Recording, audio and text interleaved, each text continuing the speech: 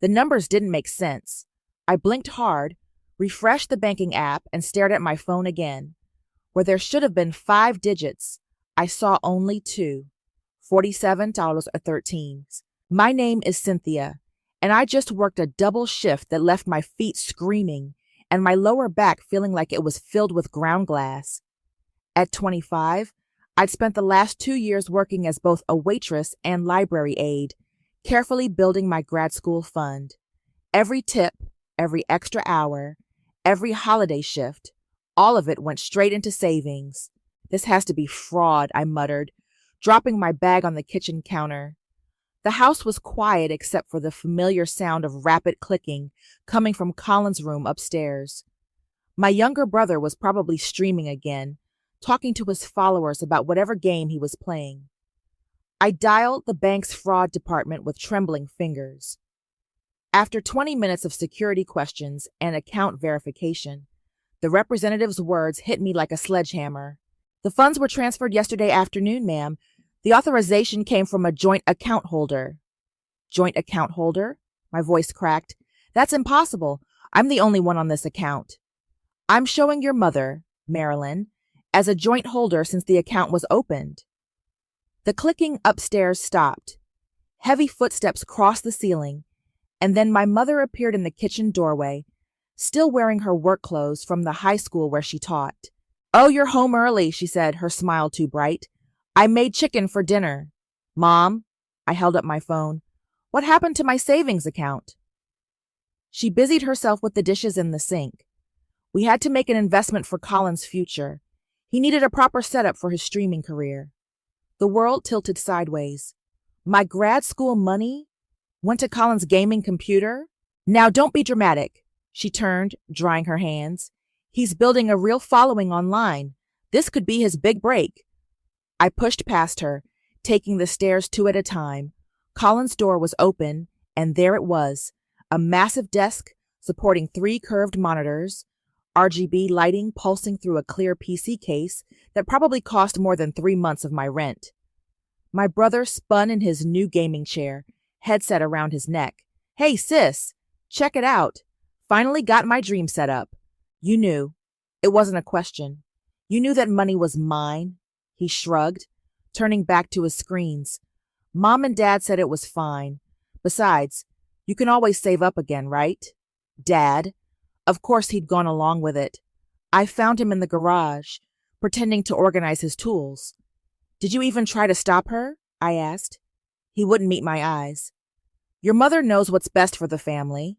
Best for the family? I laughed, and it sounded wrong even to my ears.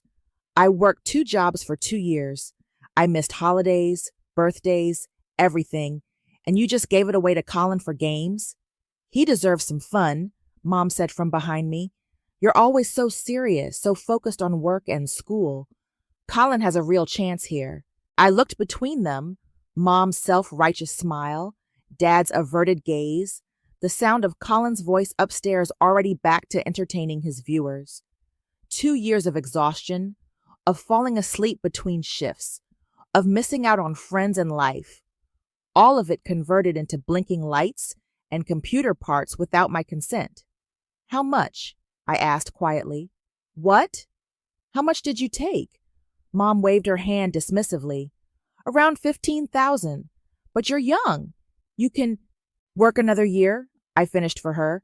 Save up again. Pretend this never happened. Exactly, she beamed. See? You understand. I walked back to the kitchen, picked up my bag, and headed for the door. Mom called after me. Where are you going? I made dinner. I'm not hungry.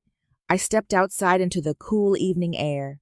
And I don't think I will be for a long time. Something in me died that night. Not just the dream of grad school or the trust in my family, something deeper. The last thread of the good daughter who always understood, always forgave, always put family first. In its place, a different creature stirred to life, one born of betrayal and fed by rage. I sat in my car, opened my notes app, and started typing. Date, time, amount stolen, exact words spoken. The first entry in what would become my record of everything. Because that's the thing about family. They know all your weak spots, but they forget you know theirs too. And I was done being the only one who bled. I spent that night at my friend Riley's apartment, curled up on her couch while she made tea and listened. The next morning, I dragged myself to the library for my morning shift, running on autopilot until a memory hit me so hard I nearly dropped the books I was shelving. Colin's getting a new laptop for college, Mom had announced at dinner 3 years ago. He needs it for his programming classes. I'd been eating ramen between shifts that week. What about the laptop fund I started for myself last year? Oh, honey, Mom's patronizing smile. We had to use that. Colin's grades needed the boost from that summer coding camp. The pattern was so clear now. Every sacrifice, every family emergency, every borrowed resource had gone to Colin. I pulled out my phone, scrolling through old photos until I found what I was looking for, my high school graduation. In the picture, I'm holding my valedictorian medal while Colin slouches in the background, playing his Nintendo Switch. Did you see Colin's latest post? My coworker Lisa's voice snapped me back to present. His new gaming setup is insane. I pulled up his social media, my stomach turning as I read his latest update. Dreams do come true. Full scholarship means bonus cash for the ultimate streaming station. Blessed porn scholarship for life Gowlern gaming setup. Scholarship bonus? I muttered. That's not a thing. During my lunch break, I called Riley. She worked in university admissions and might know something about this mysterious scholarship. Let me check, she said. I heard keyboard clicking. Colin's in the computer science department, right? There's only 3 full rides offered there, and none of them include cash bonuses for equipment. Are you sure? Positive. The most they get is a laptop allowance, and that's only $500. I thought about the 3 curved monitors in his room. Those monitors alone cost 4 times that. Want me to dig deeper? Riley offered. Something feels off here. That evening, I forced myself to go home. Colin was streaming again, his door closed. Mom was making dinner, humming as if nothing had changed. There's my serious girl, she said when I walked in. Feeling better? How did Colin get his scholarship? I asked directly. She stirred the pot more vigorously. He earned it, of course. His grades improved so much senior year. Really? Because I remember him barely passing calculus. People change, Cynthia. Colin found his passion. Found his passion? I laughed. Or found someone to fake his applications. The spoon clattered against the pot. How dare you? Your brother worked hard. Like I worked hard? For 2 years? For money you stole? We did not steal, she whirled around. We redistributed family resources to where they were needed most. Colin has real potential. And I don't? That's not what I meant. She pressed her fingers to her temples. You're so capable, so independent. You don't need the help like he does. Dad chose that moment to come in from the garage. What's all the shouting about? Did you know about Colin's scholarship application? I asked him. He shifted uncomfortably. Your mother handled all that. Of course she did. I pulled out my phone, showing them Colin's post. He's telling everyone online about his scholarship bonus that paid for his setup. The same setup you bought with my money. Want to explain that? Mom's face went pale. He shouldn't have posted that. No, I said softly. He shouldn't have. I turned to leave, but Mom grabbed my arm. Cynthia, wait. Family has to stick together. We can work this out. I looked at her hand on my arm, then at her face. You know what I remember most about high school? Not being valedictorian. Not the awards. I remember sitting alone at lunch because I had to study, while Colin got private tutors. I remember wearing second-hand clothes because money was tight, while Colin got new gaming consoles. I remember every single time you made me feel like I mattered less. That's not fair, Dad protested weakly. No, it wasn't fair. And now I know exactly what I'm worth to this family. $15,000, given away without a second thought. I pulled away from Mom's grip and headed upstairs. Through Colin's door, I could hear him talking to his stream chat. Yeah, guys, hard work pays off. Just gotta believe in yourself. I opened my laptop and started a new document. At the top, I typed, Colin's scholarship application, fact check. Below that, I wrote the date and Riley's first confirmation about the non-existent bonus. Some people say revenge is best served cold, but I was done with cold. I wanted truth, burning hot and undeniable, and I knew exactly where to start digging. You're not going to believe this, Riley said, sliding a folder across her desk. We were meeting after hours in her office, the hallways of the admissions building empty and dim. I found Colin's original application package. I opened the folder with trembling hands. How did you get this? I'm doing a routine audit of scholarship recipients. Nothing suspicious about pulling these files. She tapped a page. Look at the recommendation letters. 3 letters were paper clipped together. The first was from his high school computer science teacher. Legitimate, but lukewarm. The second was from a local coding boot camp instructor, praising his exceptional talent. The third made me pause. Dr. Marcus Reynolds, Silicon Valley Tech Institute? I read aloud. I've never heard of him. Riley nodded. Neither has Google. That institute doesn't exist. I pulled out my phone, scrolling through old family photos. Here, Colin's graduation. He never did any coding boot camp. He was playing games all summer. There's more. Riley pulled up a database on her computer.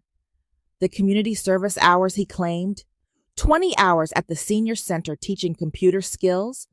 The coordinator there has no record of any student volunteers that semester. My hands clenched into fists. Mom works at the high school. She would have access to letterhead, signature stamps. The essay is interesting, too. Riley handed me another paper. Compare it to his social media posts. I read the eloquent, perfectly structured scholarship essay, then pulled up Colin's Twitter. His latest post read, You who else thinks pizza rolls hit different at 3 a.m. LMAOO. The writing styles don't match, I said. Not even close. And look at the metadata on the digital submission. Riley pointed to her screen. The essay was created and edited on your home computer, but during school hours when Colin would have been in class. When Mom has her planning period. The pieces were falling into place. She wrote it for him. I spent the next week gathering evidence. Every night after my shifts, I document another discrepancy. The fake volunteer hours, the non-existent tech expert, the forged recommendations, the essay written in Mom's voice, but I needed more. One night, I waited until everyone was asleep and slipped into Colin's room. His computer was still on, the monitors casting a blue glow. I plugged in my USB drive and started copying files. What are you doing? I spun around. Colin stood in the doorway wearing his gaming headset around his neck. Looking for my old resume file, I lied smoothly. Remember? I saved it on your computer last year. At midnight? He walked over, suspicious. What's that copying? Colin, I said quietly. We both know your scholarship isn't real. He froze. What are you talking about? Dr. Reynolds from Silicon Valley Tech? The coding boot camp you never attended? The volunteer hours that don't exist? His face went pale. How did you... The same way I know Mom wrote your essay during her planning period. The same way I know she forged recommendation letters. I pulled out the USB drive. The same way I know you used my stolen money to buy this setup and blamed it on a fake scholarship bonus. You can't prove any of that, he said, but his voice shook. Check your recycling bin. Mom wasn't careful about deleting the original drafts of your essay, the ones with her track changes still visible. He lunged for the computer, but I stepped back, drive secure in my hand. Don't bother. I already have copies of everything. What do you want? He whispered. Money. I can pay you back when my stream takes off. I want you to remember this moment, I said, when your perfect world starts cracking, when all the lies Mom told to protect you start unraveling, when you realize that stealing my future to fund your fantasy was the biggest mistake of your life. You wouldn't, he said. We're family. I thought of all the family dinners where my achievements were footnotes to his potential, all the times my needs were sacrificed for his wants, all the years of being told I was strong enough to handle less while he got more. You're right, Colin. We are family. I walked to the door. And family should know exactly who they're dealing with. I left him standing there, staring at his expensive monitors that displayed his lies to thousands of followers. I had enough evidence now to burn his carefully constructed world to the ground. But first, I needed to make one more stop. The dean's office opened at 8 tomorrow morning, and I had a very interesting packet of information to deliver. The dean's secretary looked at me skeptically as I placed the manila envelope on her desk. And you say this concerns academic fraud? Yes, I kept my voice steady, specifically regarding the computer science department's full scholarship program. She picked up the envelope. Dean George is in a meeting, but... The office door opened, and a tall woman in her 50s emerged. I heard the words academic fraud. Come in. Inside Dean George's office, I sat straight-backed as she reviewed the contents of my envelope. Her expression darkened with each page she turned. These are serious allegations, she said finally. Forged recommendations, falsified community service records, ghost-written essays. She looked up sharply. And you have proof of all this? I pulled out my laptop. The metadata from the essay submissions shows they were written during school hours on a computer accessed by Marilyn Ward, a high school teacher, and the student's mother. Here are the original drafts with her track changes. The dean's fingers drummed on her desk. The Silicon Valley Tech Institute letter doesn't exist. Neither does Dr. Reynolds. I've included screenshots of every tech institute in Silicon Valley. None match. And the community service hours? I placed another document on her desk. Email confirmation from the senior center's volunteer coordinator. No student volunteers were registered during the claimed period. She leaned back, studying me. Why bring this to me now?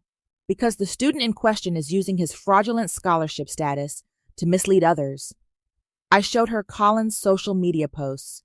He's claiming non-existent scholarship bonuses to explain expensive purchases actually funded through other means. Other means?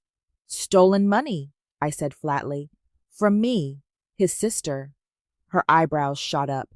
You're Colin Ward's sister? Yes. And I have bank statements showing the unauthorized transfer of my savings to purchase the equipment he claims came from a scholarship funds.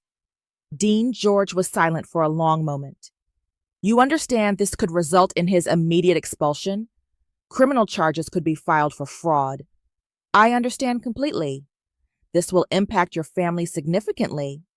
They stopped being my family the moment they stole my future to fund his lies. She nodded slowly, gathering the papers into a neat stack. We'll need to convene the Academic Integrity Board. Mr. Ward will be notified to appear before them next week. You may be called to testify. I'm prepared to do that. As I stood to leave, she asked, Ms. Ward, why didn't you apply to our computer science program? Your credentials seem impressive. I smiled bitterly. I wanted to. Mom said it would be too competitive, that I shouldn't waste my time. Now I know why. Back at work, I shelved books mechanically, waiting. At 3:42 p.m., my phone buzzed with a text from Riley. It's happening. Dean's office just sent the official notice to Colin's student email. At 4:17 p.m., Mom called. I let it go to voicemail. At 5:03 p.m., Colin posted on his stream, taking a break, guys, family emergency. At 6:30 p.m., I arrived home to chaos. Mom was pacing the living room, phone pressed to her ear. There must be some mistake. Yes, I understand the seriousness. No, we can explain. Colin sat on the couch, face buried in his hands. His girlfriend Erin stood by the window, reading something on her phone with increasing horror. They're saying your whole application was fake? She asked him. That your mom wrote your essays? It's not what you think, he mumbled. What about the scholarship bonus you bragged about? The one that paid for all this? She gestured at his streaming setup. Was that fake too? I walked past them to the kitchen, where Dad stood staring at the Academic Integrity Board summons. Did you know? He asked quietly. About the fake application? Did you know about my stolen savings? I countered. He looked away. Your mother said it was for the best. And now? Is this for the best too? Mom burst into the kitchen. Cynthia, thank God you're home. We need your help. Someone's trying to hurt your brother, making terrible accusations. They're not accusations, Mom. They're facts, with evidence. The room went silent. Mom's face drained of color. What did you do? I told the truth. Something this family should try sometime. You, her voice shook. You did this? To your own brother? No, Mom. You did this. When you forged those letters, when you wrote his essays, when you stole my money to cover your lies. I pulled out my phone, showing her the email from Dean George confirming receipt of my evidence. By Monday morning, everyone will know exactly what kind of family we really are. I walked upstairs to my room, leaving them to face the wreckage of their carefully constructed fraud. Through my wall, I could hear Aaron's voice rising. So the setup you bragged about, that came from your sister's stolen savings? The house of cards was falling, and I was just getting started. Monday morning arrived with the weight of an executioner's axe. I sat in the back of the academic integrity hearing room, watching Colin fidget in his chair before the board. Mom sat beside him, her usual confidence cracking under Dean George's steady gaze. Mr. Ward, the dean began, can you explain why your scholarship application essay was created and edited during school hours on a computer registered to your mother? Colin glanced at Mom. Sometimes I worked on homework at her school. During her exact planning period, Dean George held up a printout. The metadata shows consistent editing between 1:15 and 2 p.m. every Tuesday and Thursday. Your high school records show you were in physics during those times. Mom jumped in. I merely proofread his work. Mrs. Ward, another board member cut in. We have the original drafts. They show complete rewrites, not proofreading. I watched Mom's face fall as they methodically dismantled every lie. The fake recommendation letters, the non-existent tech institute, the fabricated volunteer hours. With each revelation, Colin seemed to shrink further into his chair. And finally, Dean George said, we have evidence that you've been misrepresenting your scholarship terms on social media, claiming non-existent bonuses to explain purchases actually funded through misappropriated money. That was a misunderstanding, Colin stammered. A misunderstanding involving $15,000? The dean raised an eyebrow. We have the bank records. The hearing lasted 2 hours. When the board returned from deliberation, their decision was unanimous. Immediate suspension pending further investigation, scholarship revoked, and all credits under review. In the hallway afterward, Erin waited with tears in her eyes. How could you lie to me like this? Babe, please, Colin reached for her. I can explain. Explain what? How you bragged about your fake achievements while stealing from your sister? How you let me defend you to my friends? She stepped back. I don't even know who you are anymore. Mom tried to intervene. Erin, sweetie, this is all just a terrible mistake. No, Mrs. Ward, the mistake was believing anything either of you ever said. Erin turned to me. I'm so sorry, Cynthia. I had no idea. She walked away, leaving Colin calling after her. Mom rounded on me, fury replacing her earlier desperation. Are you happy now? You've ruined everything. You ruined everything, I corrected her. I just exposed it. I was protecting him. No, a new voice said. You were corrupting him. We turned to find Aunt Prudence, Mom's younger sister, standing there. She must have heard everything. Prue, Mom started, you don't understand. I understand perfectly. Aunt Prudence's voice was ice. You stole from one child to enable the other's lies. You forged documents. You committed fraud. And now you're angry because you got caught. This is family business. Family? Aunt Prudence laughed. Is that what you call this? Because from where I'm standing, it looks more like destruction. She turned to me.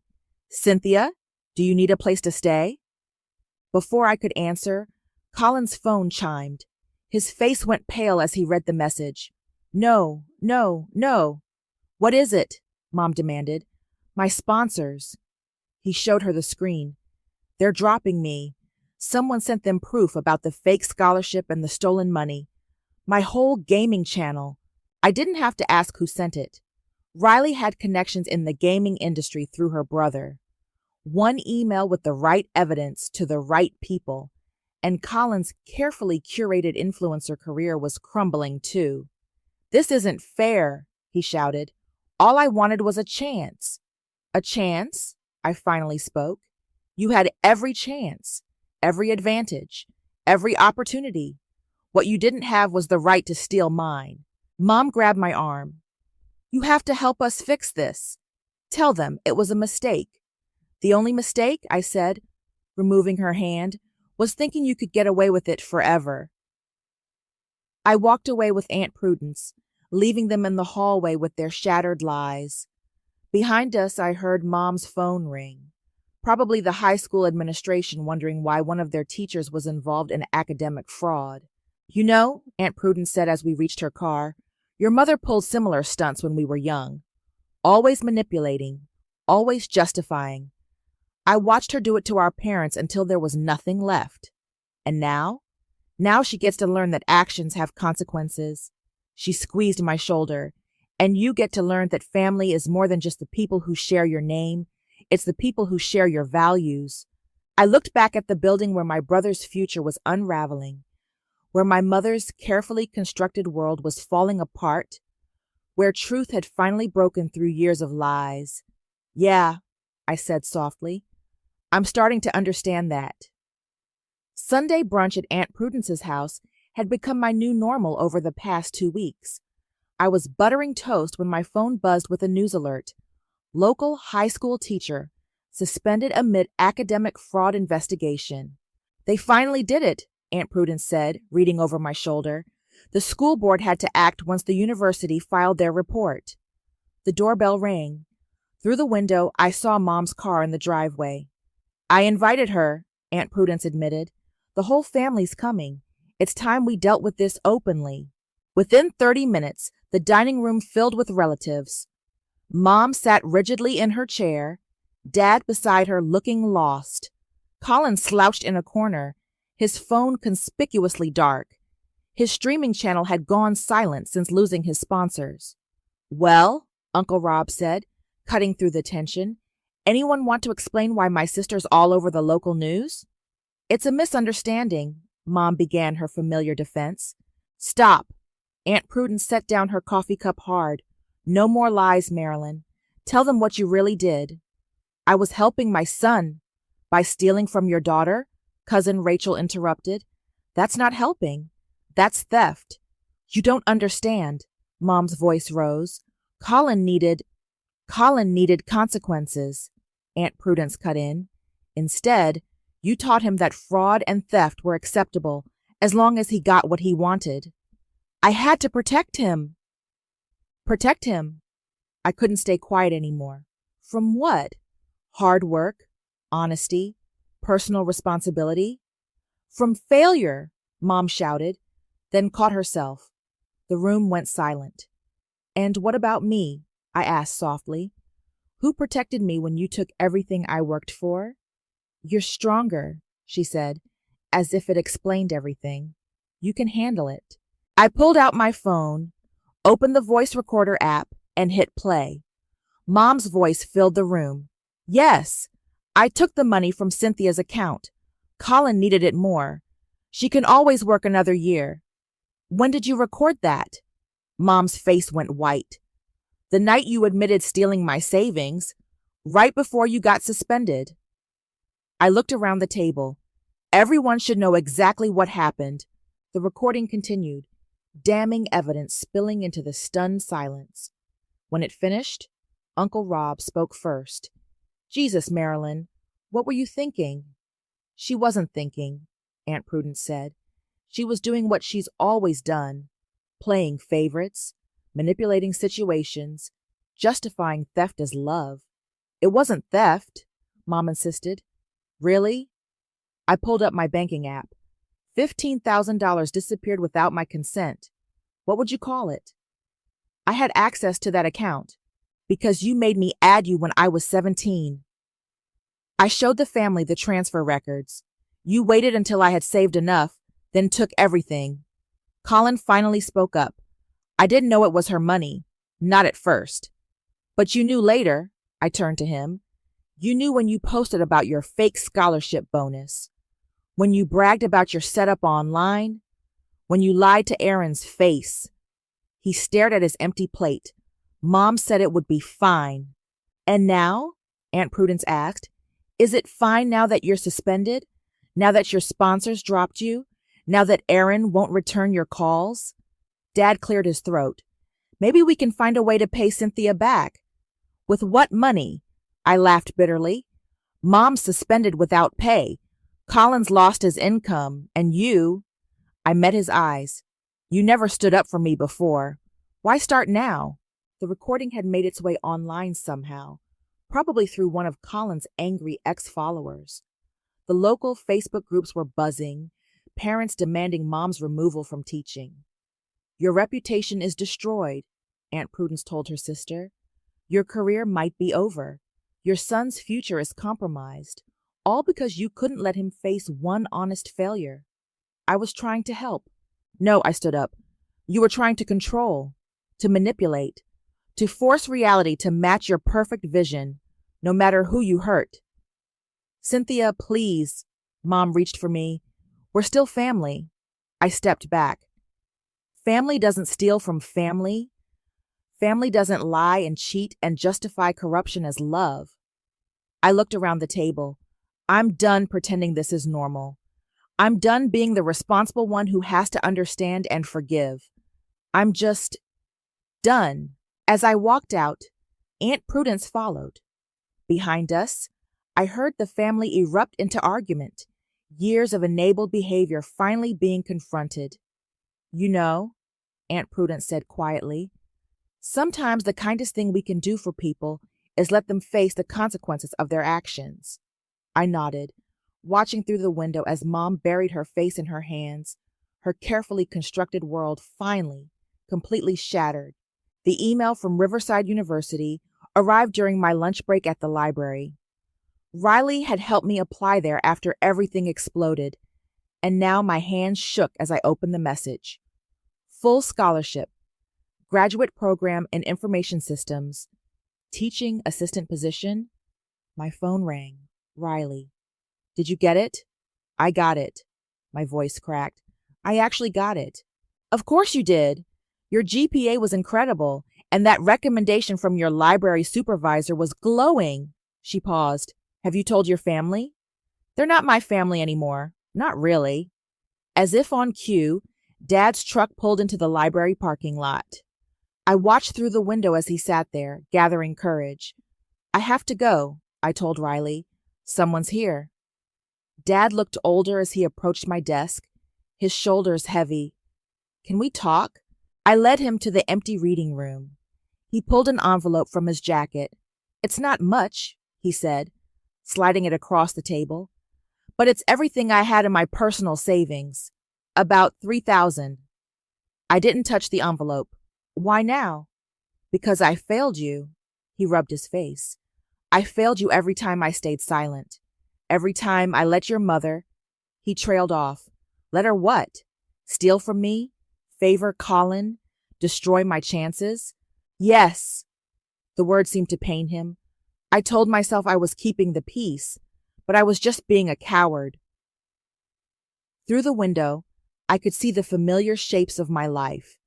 The library where I worked extra shifts, the diner where I waited tables, the path I walked between jobs while Colin played games and Mom plotted his false success.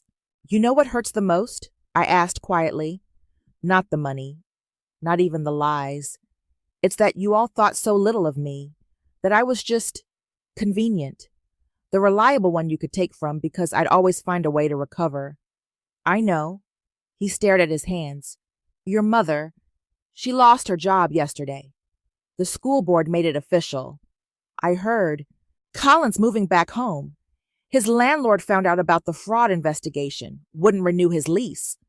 Dad's voice was hollow. Everything's falling apart. No, I corrected him.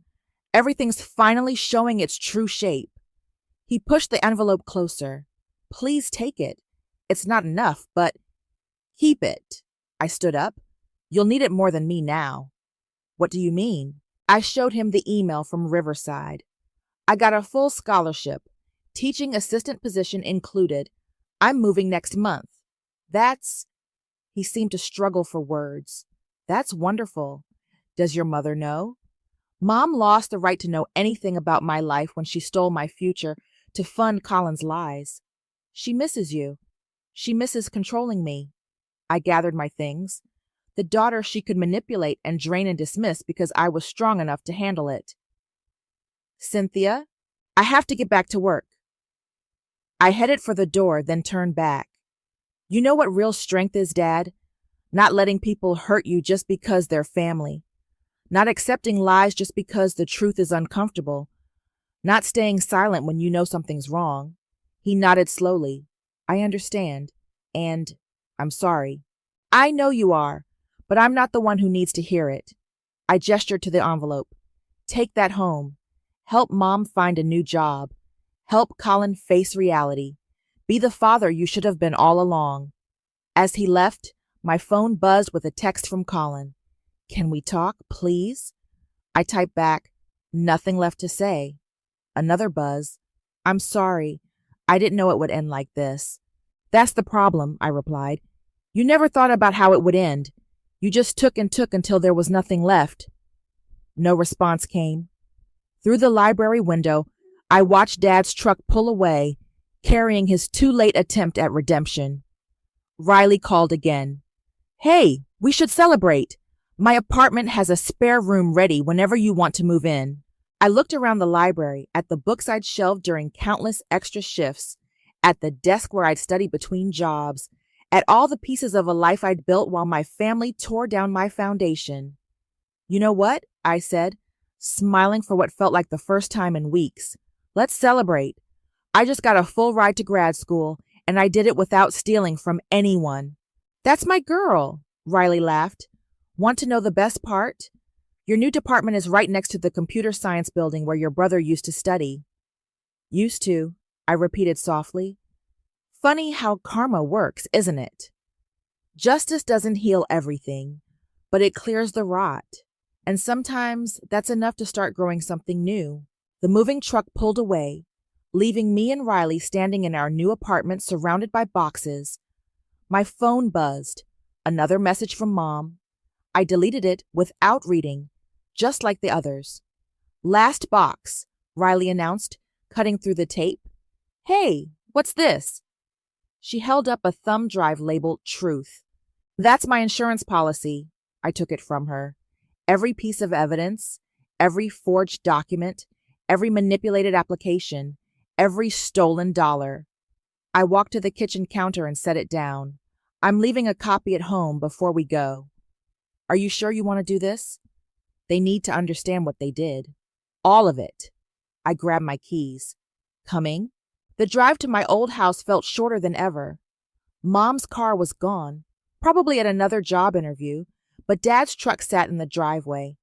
Through the window, I could see Colin on the couch, scrolling listlessly through his phone. I used my key one last time, walking straight to the kitchen counter. The thumb drive made a small click as I set it down. Cynthia? Colin appeared in the doorway.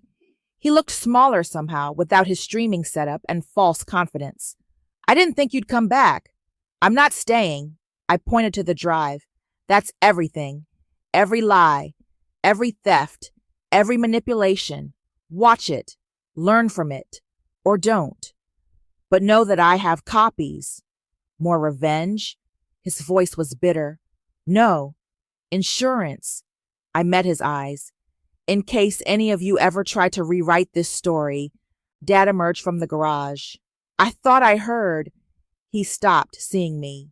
You're really leaving? Already gone. I handed him my house key.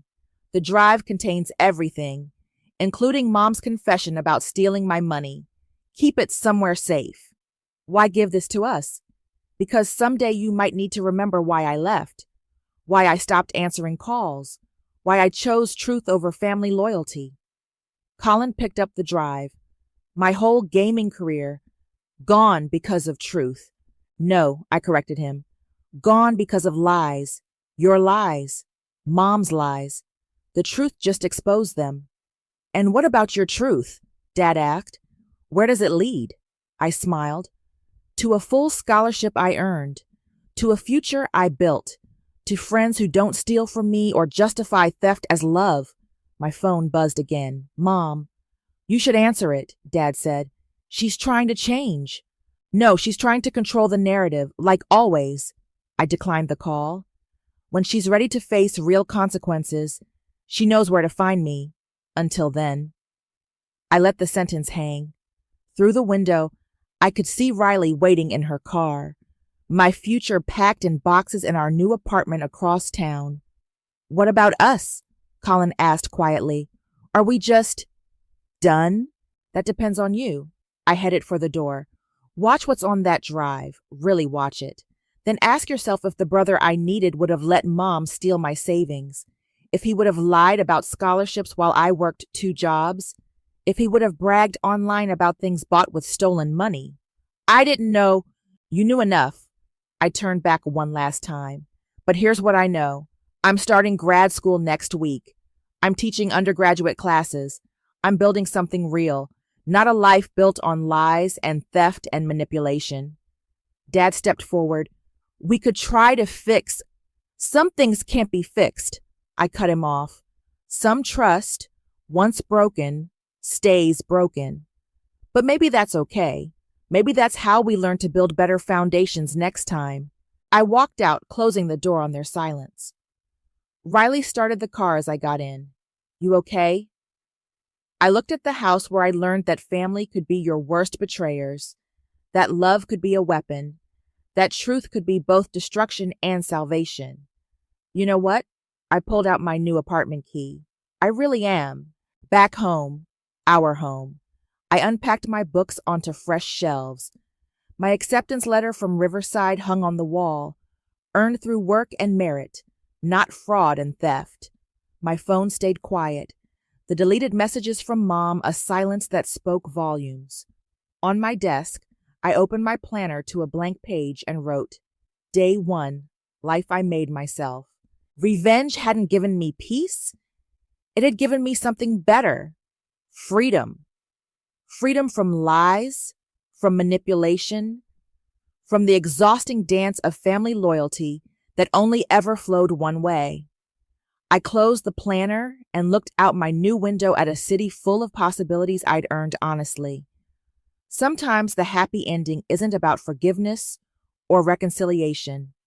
Sometimes it's about walking away and building something true from the ashes of what was false. And that's a revenge sweeter than any lie could ever be.